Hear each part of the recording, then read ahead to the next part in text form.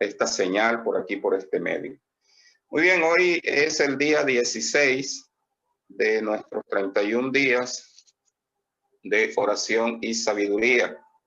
Y vamos a contemplar algunos versículos del capítulo 15 de Proverbios y del capítulo 16, y así empalmamos capítulo con día.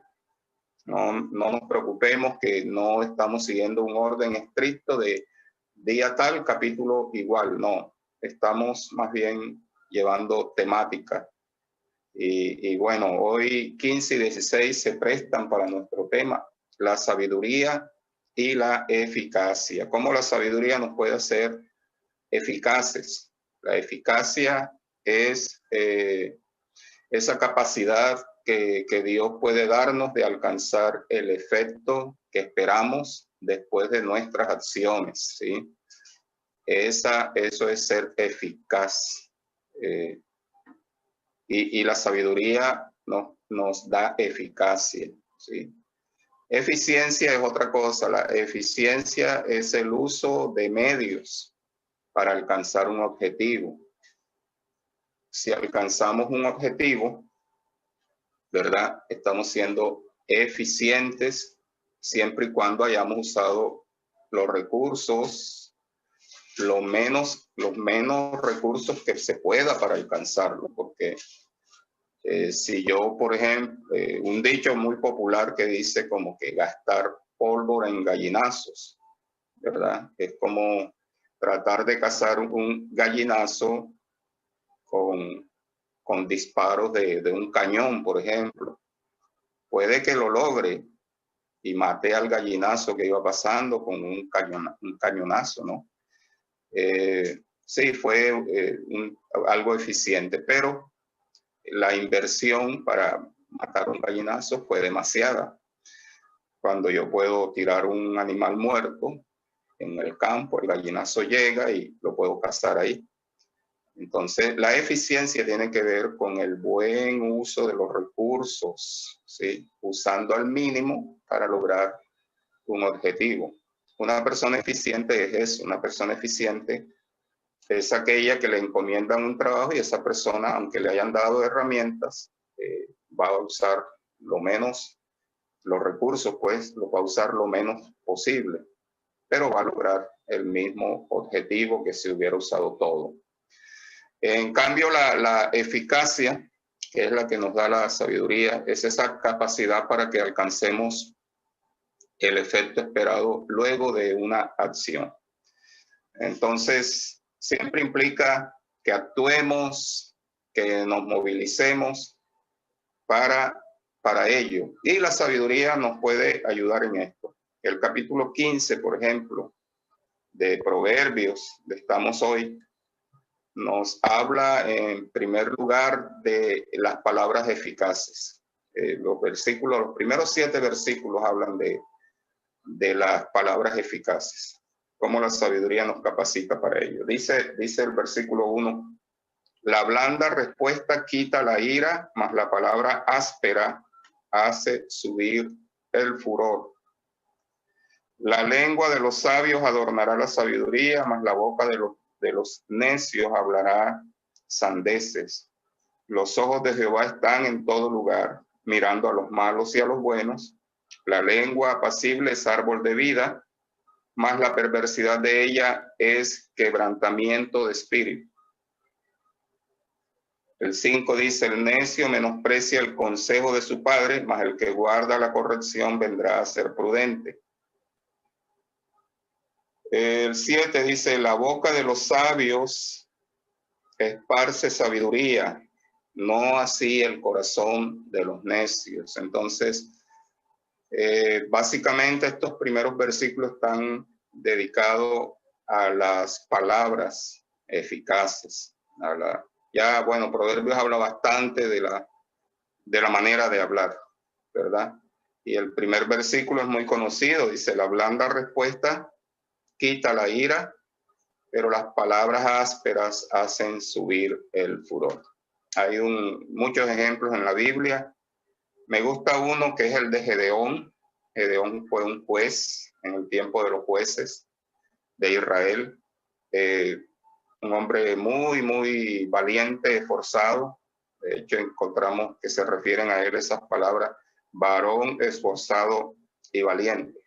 Bueno, el caso es que Gedeón una vez con un equipo de guerreros, de hombres, fue a una batalla y logró ganar la batalla, vencer a ciertos enemigos y regresó triunfante. Y cuando regresó, eso está en el capítulo 8 del libro de los jueces, cuando regresó una de las tribus de Israel, los dirigentes de esa tribu se levantaron contra él y le reclamaron porque había ido a esa batalla sin haberles notificado a ellos absolutamente nada. De pronto, si hubiera perdido, no hubieran salido a reclamarle nada, pero como ganó, ellos salieron y le dijeron: ¿tú quién eres? ¿Por qué sales a combatir y ni siquiera nos dices a nosotros nada, que pudimos haberte colaborado? Gedeón pudo en ese momento, como un hombre que venía de una gran victoria, ponerse contra ellos y responderles fuertemente, pero él se bajó y les dice: esto que yo he hecho, esta batalla que yo he ganado, no es nada comparado con las batallas que ustedes como tribu, la tribu de Efraín, han ganado en la nación de Israel. Esto no es nada, lo que yo hice fue algo muy sencillo. En cambio, ustedes tienen un historial de grandes victorias.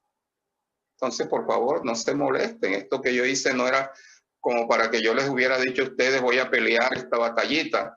Esto fue algo muy sencillo.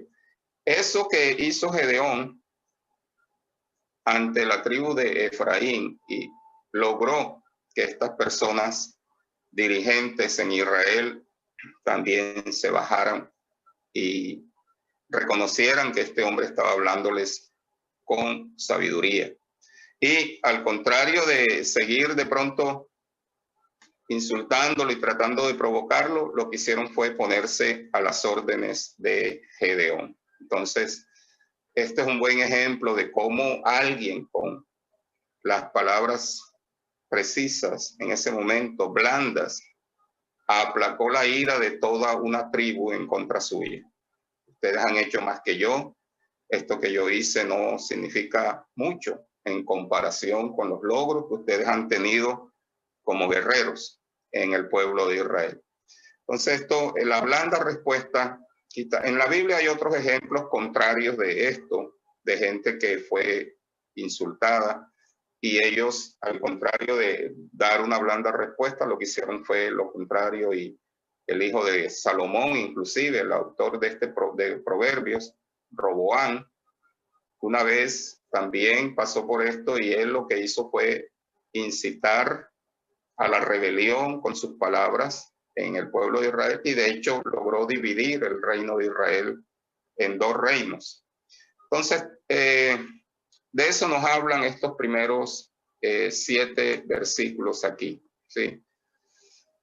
La mansedumbre, la blanda respuesta, a veces, no a veces, siempre creo yo, logra más propósitos que de pronto la gritería, que la ira. Eso logra la blanda respuesta. Entonces, a una buena causa le favorece más la mansedumbre. El evangelio, por ejemplo, es una buena causa. Vale la pena el evangelio. Y entonces el evangelio no es para gritarse. No se logra nada con gritar. Yo no estoy ahora contra quienes gritan predicando. Pero yo digo, si tú estás predicando una buena causa, no tienes necesidad de gritar. Tú estás diciendo algo que va a aplastar cualquier otro argumento, porque el evangelio se defiende a sí mismo, el evangelio se vale por sí mismo. El evangelio es la causa de las causas. Entonces vale la pena que nosotros seamos expositores del evangelio y de la palabra de Dios sin necesidad de gritar, porque el evangelio lo que menos necesita es que los expositores de él sean gritones. Eso es lo que menos necesita el evangelio. Si fuera otra cosa, que yo tratara de, o tenga la necesidad de convencer a punta de gritos a la gente, bueno, está bien, pero el evangelio no lo necesita. El evangelio debe ser expuesto, la palabra de Dios debe ser puesta a disposición de la gente y la gente tomará su decisión siempre y cuando haya comprendido lo que se le ha transmitido a través de la palabra de Dios. Entonces, buena lengua. Me gustaría que todos mis hermanos que están allí tuviéramos todo, incluyéndome a mí, una buena lengua que sane donde hay heridas. Eso logra la palabra del Señor, que consuele donde hay dolor. Sí se puede, sí podemos llevar consuelo ahí donde hay dolor. Sí podemos llevar reconciliación ahí donde hay división también. Acuérdate, hermano, que estamos aquí para esto. Estamos para dar consuelo, dar fortaleza, dar ánimo al que está desanimado, sanar al que está herido o quebrantado. Para eso estamos aquí nosotros. Para eso nos puso Dios en esta tierra, no para desalentar. No seamos de los que va por ahí y alguien nos cuenta un problema y luego que habla con nosotros la persona queda peor que antes, porque así hay gente que lo hace. Yo no te quiero asustar, pero de eso murió mi mamá. Yo no es que te quiera asustar, pero cuídate.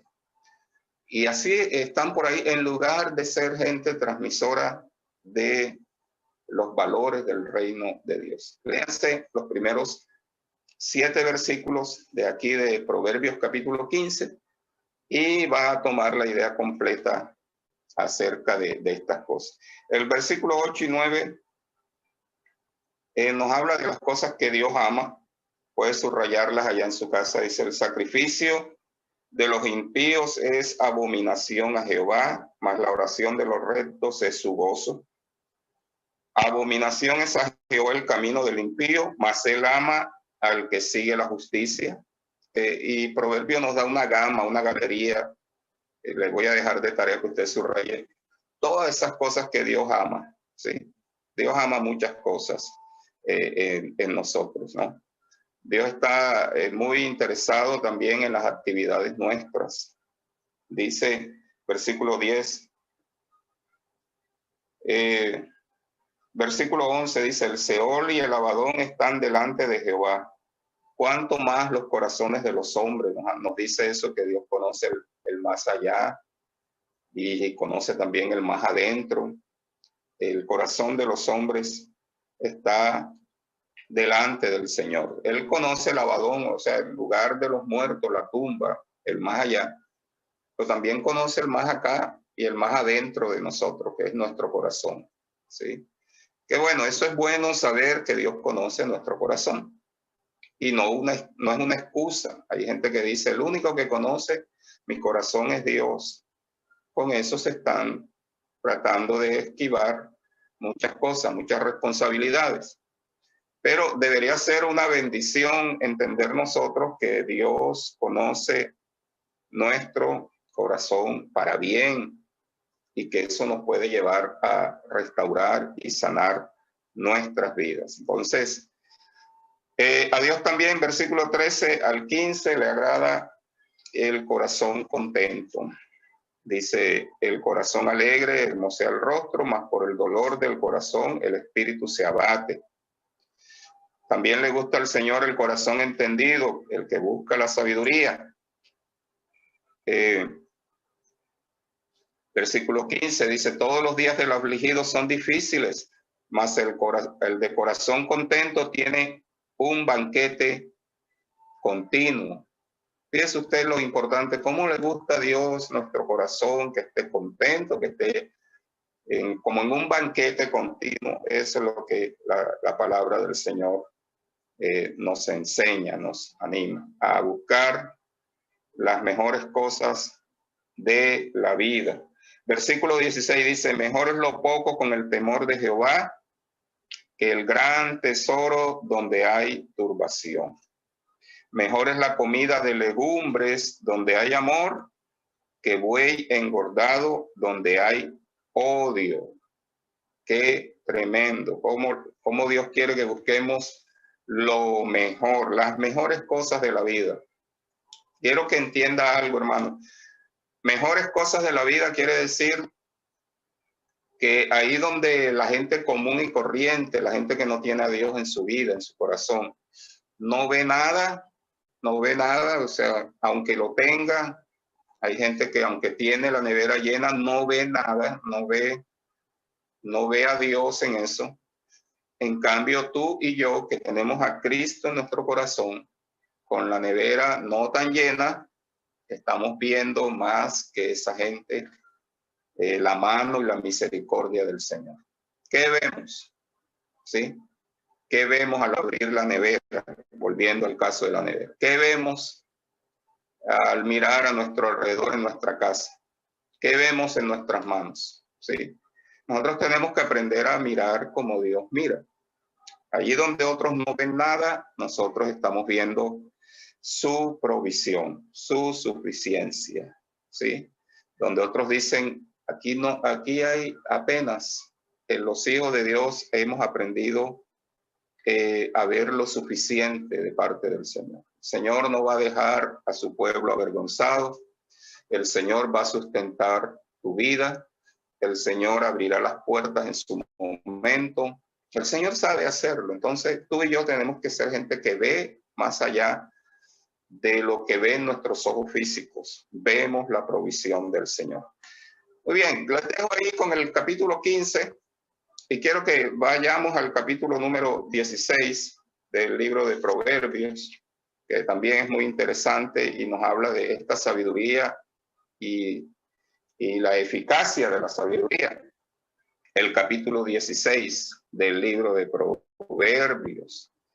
Y nos habla de cómo Dios dirige, cómo la sabiduría nos ayuda también a vigilar nuestros planes terrenales, nuestros planes humanos. Dice el versículo 1 del capítulo 16.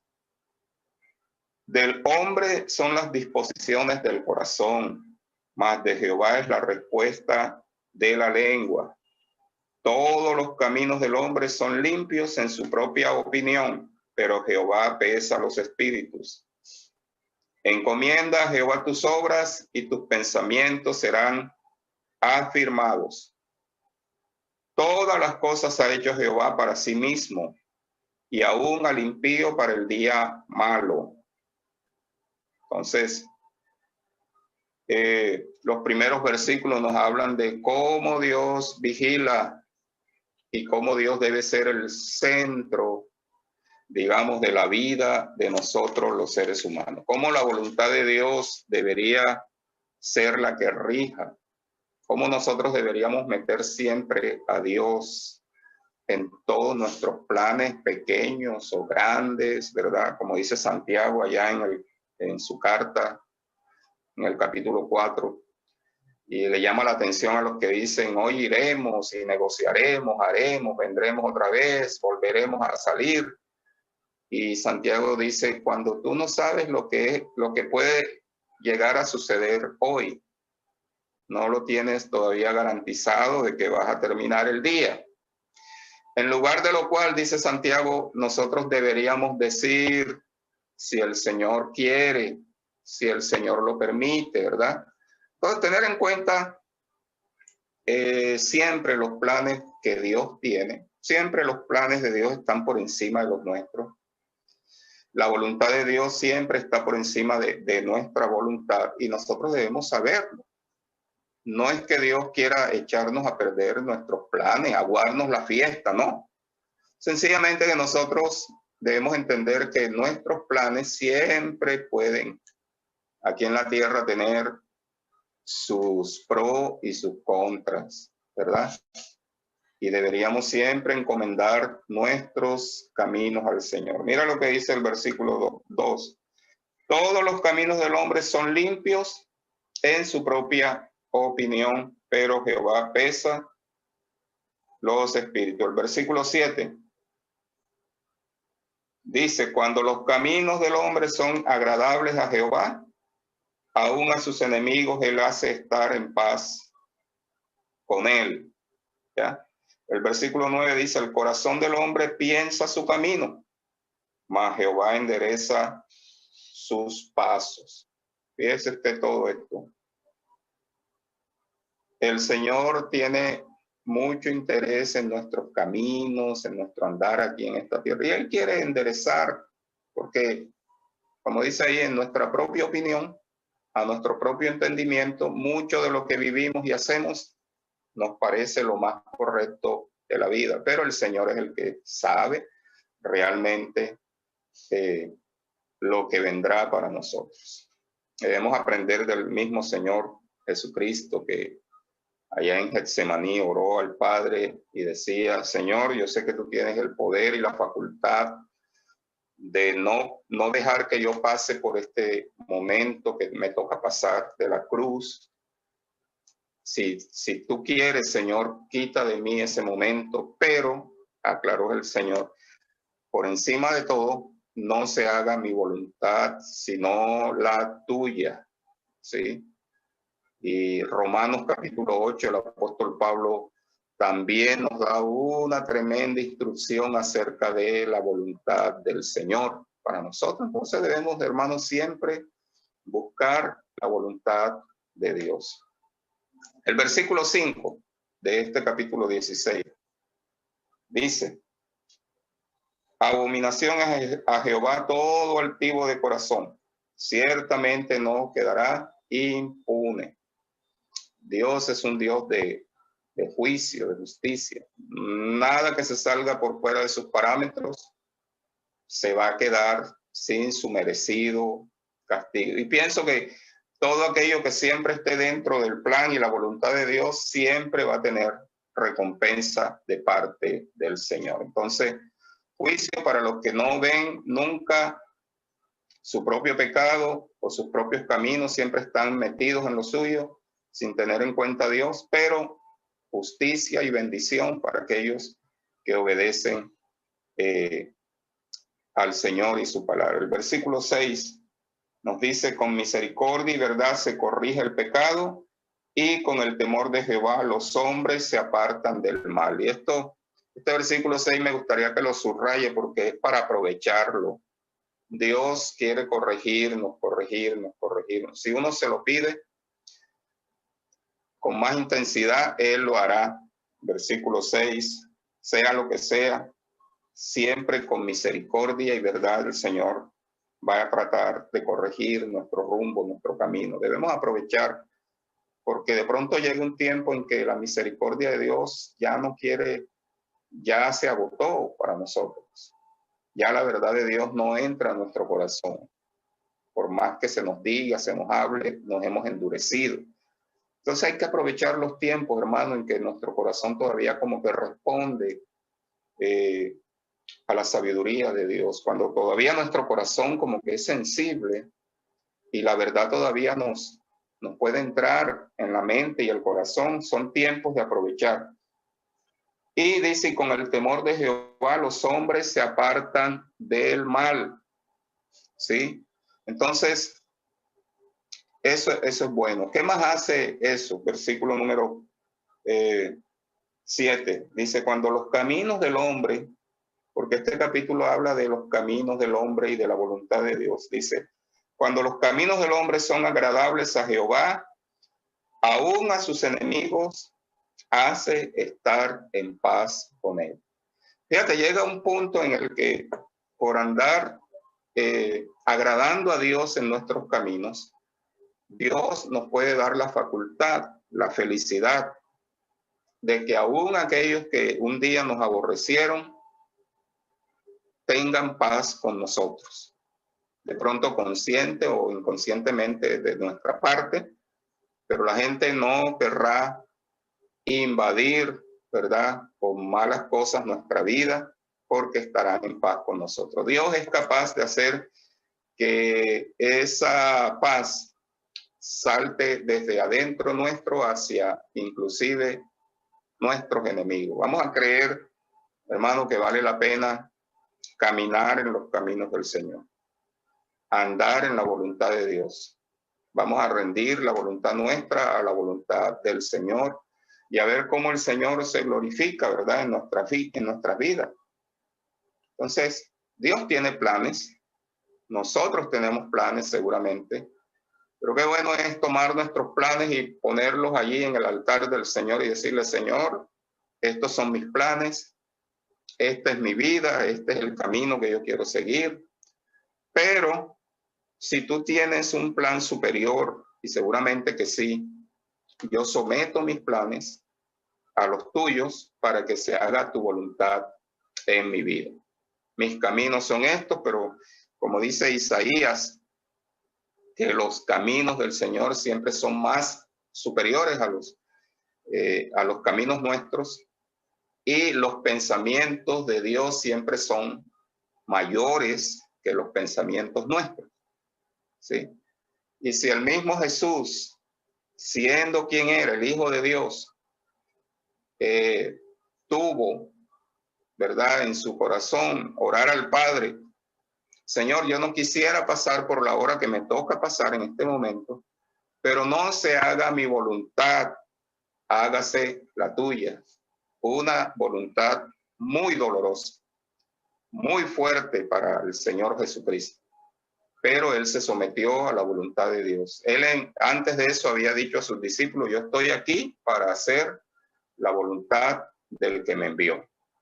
Entonces, qué lindo es que ese sea, hermanos, nuestra bandera algún día.